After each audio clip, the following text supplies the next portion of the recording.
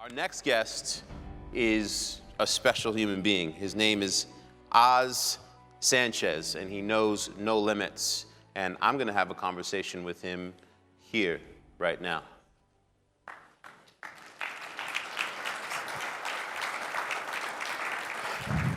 Sir. Hi, Sal. How are you? Sal, I'm doing well, thank you. Oz Sanchez from Los Angeles, Paralympian, hand cycler, just kind of overall superhero, human being who wears a vest very well. Well, I have a speaking engagement right after this in Long Beach, so I thought I'd dress up for you guys. Oh, so you're going from here to the LB? Yes. Well, thank you. We wish you thoughts and prayers on the 110.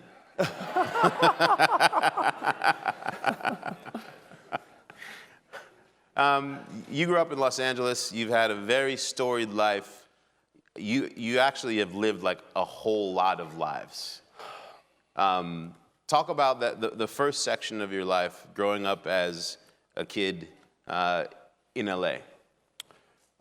Well, it was a very typical story, I would say, of immigrant folks. My parents from Mexico migrated to the U.S., tried to create a better life and circumstances for their children. And despite their best efforts and desires, stumbled and sort of tripped and fell in that process. So I had a somewhat disgruntled upbringing where I had a lot of just general disdain and contempt for my mother because she had a rough upbringing herself. So the cycle of life, and she perpetuated the same behavior. So I found that my outlet for sort of getting by and making do was sports and athleticism. So by the time I was 11, 12 years old, I was lifting the old weights where they had cement mortar-filled plastic shells of weights. If anybody remembers those, I'm dating myself now. I remember those ones. Yeah, and where like if you dropped it too hard, the plastic cracked. Exactly. Yeah. Exactly. Not like those rubber ones now where you can slam them down. But yeah, and then I took up to cycling, mountain biking when I was about 12 years old, and those two things sort of became my outlet to help bring a sense of sanity and health and balance to my life as a kid. And circumstance-wise, would you say that were you like a go-getter? What was your mindset like as you found yourself, looking down the lens of like, okay, what does my life look like? I got some choices to make. It wasn't what it is now. It was very much the belief that I was a product of my environment. My environment created my way of thinking versus my way of thinking creates my environment, which is what I have now. So I was basically a product of those circumstances, and my outlook on life was that I was going to have a part-time job, get enough money just to put gas in my '79 Regal, make the cover fees at the clubs, meet a chavalita, make some chavalitos, and sort of a very bleak outlook on life. Whereas my older brother, who I always admired, was 2 years my senior, always seemed to have a plan for life. So it was something that I would say planted that initial seed, which is what I now understand is the difference of a fixed mindset versus a growth mindset, as we were using in pop culture language today. As you found yourself in that sort of fork in the road, choice-wise, with your brother being this guy who clearly has a directive and a plan, you chose, or in some ways it chose you, the armed services. Correct. Yeah. So my brother, to leave, LA County and home essentially, and just make something of himself, create a better opportunity. He joined the Army right out of high school. And so when I got out of high school, despite my biggest fears and trepidations about being able to succeed in the military, it was either that or gang life, and we're starting to run into a lot of encounters with police and jail. So I found that it was the lesser of the two evils, and so I decided to join, and that certainly momentarily transformed my life for the better, because it provided everything I was missing at home, which was a sense of a family, community, brotherhood, positive male role models. Not to say my brother and my father weren't, but they were almost standalone entities, and father really was working most of the time anyways. So it gave me that first sense of fulfillment and esteem and an idea that I can actually accomplish anything notable in life. And you were successful. I mean, you toured many tours, got to see the world, 14 countries. Yeah, yeah. Excelling. In a rather short period of time, 6 years in, a couple deployments, I decided it was going to be a career path, as did my brother with the Army. My brother was Army Special Forces, and I was also in Special Operations in the Marine Corps. So I decided that it was going to be a career path. But my brother and I were always tit for tat for many years of our life, even in sports through high school. So he had said he was going to join Delta Force. And so, I was like, well, how am I going to, top that? I decided to make the transition over to the SEAL teams, or begin the process of, and then go to SEAL Team 6, another match my brother's madness, right? I see your Delta Force. Yeah, right. Here. Exactly. But you have to, SEAL Team is the Navy. Right. You were in the Marine Corps. A Marine. Yeah. So that means you got to do some things. Yeah, I had to exit the Marine Corps and do an inter-service transfer. I had a unique situation that if I did active duty to active duty, I wouldn't be eligible for an enlistment bonus, and enlistment bonuses in special operations are rather attractive. So in order to be eligible, I would actually have to exit the Marine Corps entirely and then join the Navy through the reserve side, and then go through BUDS. And once I graduated BUDS, which is basic SEAL training, I would go active duty, and that would give me the opportunity for that enlistment bonus. So the caveat, or my big conundrum came into play in life, was when I was in between branches, I had a motorcycle accident where a vehicle was coming up the road. I had the right of way. He ran through the stop sign and clipped me and threw me off the bike, and I broke my back. I had a friend with me who was just recently graduated EMT course in the Marine Corps, and we did the vitals real quick, and it didn't take long before we recognized that I had done some damage to my back. Needless to say, that wasn't part of the plan, and because my identity and my whole vision of myself was so attached to my, for one thing, my athletic talent, but also the military. My identity was very much associated with the military. So inevitably, the challenge I faced was, now the doctors are saying, you're never going to walk again. Go to school, plug into corporate America. Your door kicking days are over. It was a really big pill for me to swallow, and I simply refused to even entertain that for the better part of 10 years. So 10 years that you found yourself in a state of non-acceptance, really. Yeah, basically. So the limbo. So I was living under the premise of the just world theory, right, or phenomenon, where we believe that only bad things happen to bad people and good things happen to good people. So here I am thinking myself of a good person and a bad thing happened. How can I make amends with that? How do you contend with that? So I basically looked back in my history and I said, well, all these things that I've done bad are finally caught up to me. And so I'm also left with feeling a negative result, right? Because I was of the belief that your environment creates the emotion. So a bad thing happened, broken back. This is now my new general identity, and that identity is associated with a negative emotion, right? So it was creating my emotion. But what I later realized, fully immersed myself in this whole idea of the mental psyche and everything, which I speak now to actually, is that events are simply neutral of emotion. Emotion are a human component that we associate. So all events, whether good or bad, we attach that good and bad meaning to it. So what started challenging that was sport and athleticism. I started traveling because I went back to my old reliable, which physical fitness after I had my accident. And incidentally, there was an adaptive version of cycling, and cycling has always been my go-to sport.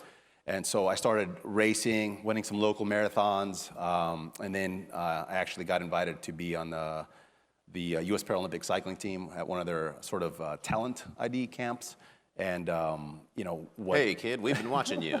Yeah, exactly. Yeah. So that sort of exposed me to other athletes with the same disability, if not a more severe version of wheelchair use, so a higher level paraplegics. Because I do have some use of my legs, which allow me to stand and walk with a cane.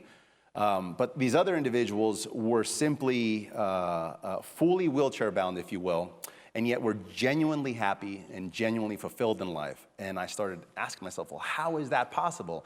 If I have the same situation, the same circumstances, and yet I feel utterly miserable and I feel like I'm rotting from the inside out, how could they feel something different, right? So it questioned the whole idea that the event had the component of emotion. So it started posing the idea that some way I was framing it or something about how I was thinking about it is what was creating that emotion, right? So the experience associated with a thought equals an emotion. So I needed to fix the thought component. And so that's what inevitably led to me slowly begin the transformation process. How would you say you transitioned or allowed yourself to lose that story and start to create a new identity?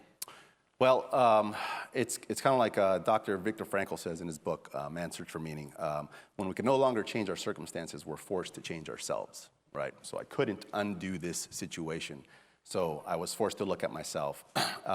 So basically, the idea of repeating and perpetuating a story of negative thoughts and broken, I'd even given my pity party story a name, and I called it the broken lion curse. And I shared this for the better part of 10 years with friends and family and anybody who would be willing to put up with me. As I was sort of, drowning in my own misery, suicide wasn't an option, but yet finding happiness wasn't accessible, and so I was just sort of torn with this, rough existence for the better part of 10 years of drinking and trying to overdose on painkillers and suicidal ideation. But inevitably, what gave me the opportunity, as well as sport, was that when I won my first gold medal in Beijing in 2008, I was thrusted into a role model and mentor for the wounded warrior community, because we have a lot of our men and women obviously coming back from the 9/11 campaign, dismembered, completely lives transformed. And so they said, we would like you to speak to these men and women. So I did a tour through Bethesda, Walter Reed. Back then they were separate, and a bunch of different hospitals. And of course, I'm going to want to share the best version of Oz. I'm not going to share like, hey, I'm succeeding on the outside, but on the inside I'm really depressed. I drink a lot. I do a liter of Jack a day. What do you do? Like that's not the story I want to share. So I literally just started sharing the best details of my life. Right? Editing. Yes, basically editing. And so you say something enough, whether it's true or not, or good or bad, to yourself, you're going to start to believe that. Neurons that fire together wire together, and that's how the mind works, and the body works the same way.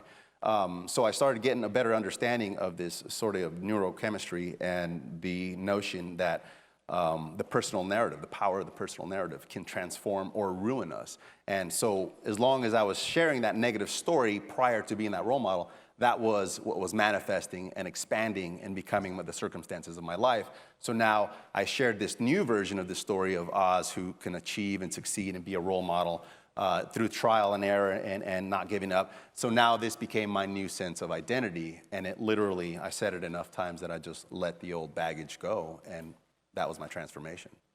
That's powerful. I thought so, no. Yeah. What was it like the first time you looked in the mirror in the midst of this transition and you were like, oh, I actually believe you. I believe who I see here. Right, yeah.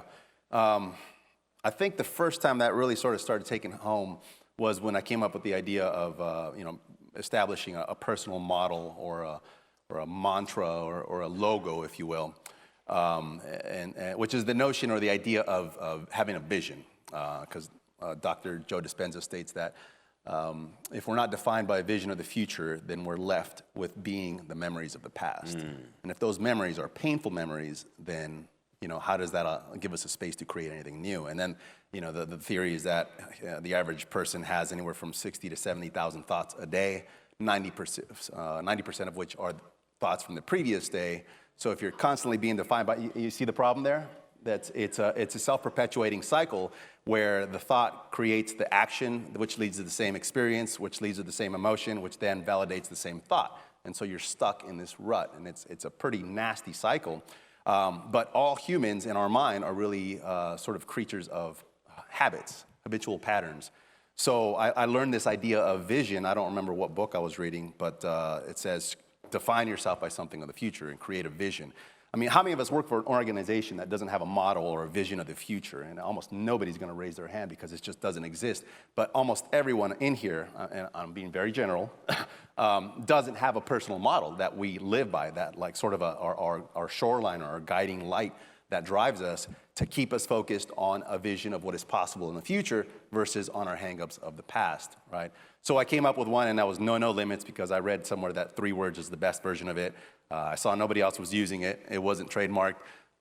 So when I first was able to walk again, because I completely atrophied, and I was told I was never going to walk again, and something as simple as brushing your teeth in front of the mirror while standing, we take for granted, right? And so the first day I could actually prop myself up and lay on the vanity in front of the bathroom mirror and brush my teeth. I mean, I cried. You know, that was very profound and powerful. So that I said I start my day every day by brushing my teeth. So I wrote no limits on a little Post-it note, and I stuck it on the bathroom mirror, and that was my reminder of what I stood for and what was possible every single morning. Because this is what we need to do. We need to perpetuate and remind ourselves daily of this positive message to replace the negative message. So then I started traveling with the team, and this Post-it came with me. The adhesive started running out, and then I started bringing Scotch tape. And then my teammates were like, my roommates were like, what are you doing with the Scotch tape and Post-it note? And I was like, none of your business. So I still got tired of being harassed. So inevitably, I tattooed it on my chest, right? And I know what everybody's thinking. Is like, Save a lot of Post-its. Not only to say, I've never thought about that, actually. Yeah, that saved a lot of Post-its and Scotch tape. Yeah. But the other one was like, did he write it backwards as it reflects in the mirror? Because you want to read it left to right in the mirror, right? Or did he write it left to right? You know. And so I live in Southern California. I go to the beach a lot. And I didn't want to explain that story of why my tattoo is written backwards to 3,000 people at the beach. So yeah, I wrote it left to right as you guys read it, and I only tell my story one time for myself and save myself the headache. So that's amazing. Yeah. Wow. That's so cool. My hand has 4 words. I got to shorten it. Okay. Yeah. Yeah. There is no box. There is no box. Yeah, that's my mantra. I There didn't know I had yeah. one until you just reminded me. I'm like, I think I have one. Yeah, that's it. There is no box. Yeah, that's awesome. It's not to say anything beyond that doesn't work. You know, they're all mental constructs. You know, as are most of our emotions and ideas and pains. Because for the longest time, this was my prison. You know, that I created this to be my sort of my doomsday machine that I simply could not figure out how to unlock the cage and get out of my cell. So, you know, a lot of times people are like, well, what do you speak to now? You know, since I do a lot of public speaking, it's like, well, I do jailbreaks, and I profess on how to get out of jail.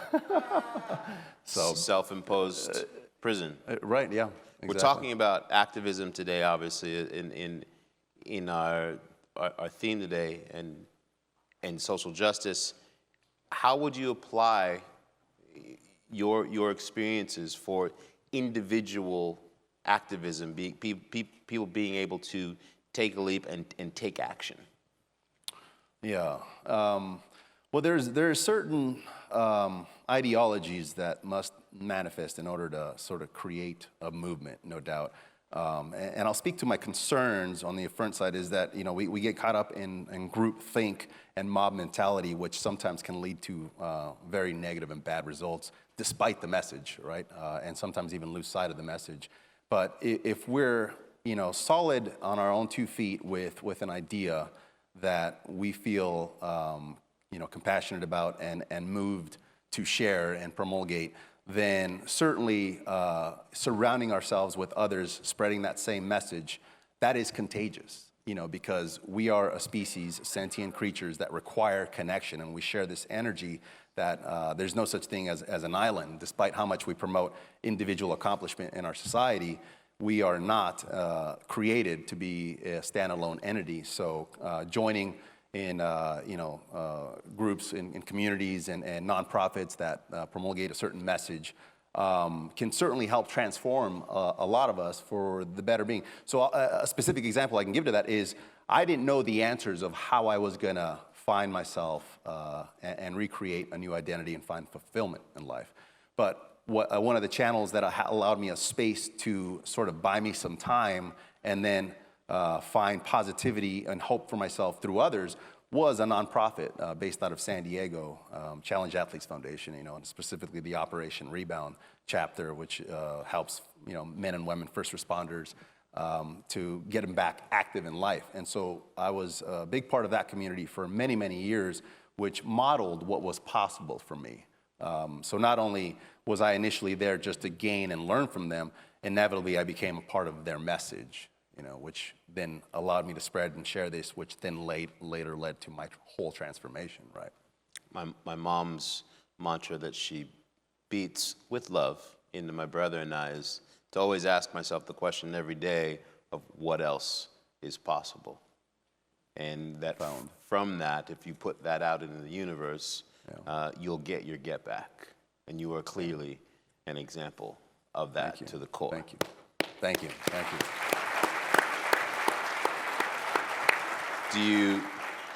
Do you have another Paralympics in you? Yes, absolutely. It's funny you bring that up. I was just talking with Tatiana McFadden's mom, where the first time ever they announced a equal pay sort of program where they bumped up a payout for a Paralympic gold, silver, and bronze medal to be equal to the Olympic side. And so, for one, I mean, that is a very profound indicator of the movement of the Paralympic and the power of sport and what that message sends. That sponsors are starting to see, that influence and that sort of active responsibility for activism. But yeah, it's not to say that I'm in it for the money and stuff, but my shelf life is getting towards the end. But I'm good through Tokyo, and then after that, I just got married, so family and all that. I'll have to take it up with the boss and then see what she says beyond that. So. All right, this is a fantastic conversation. Thank you so much for sharing. Wish you the best on the 110 and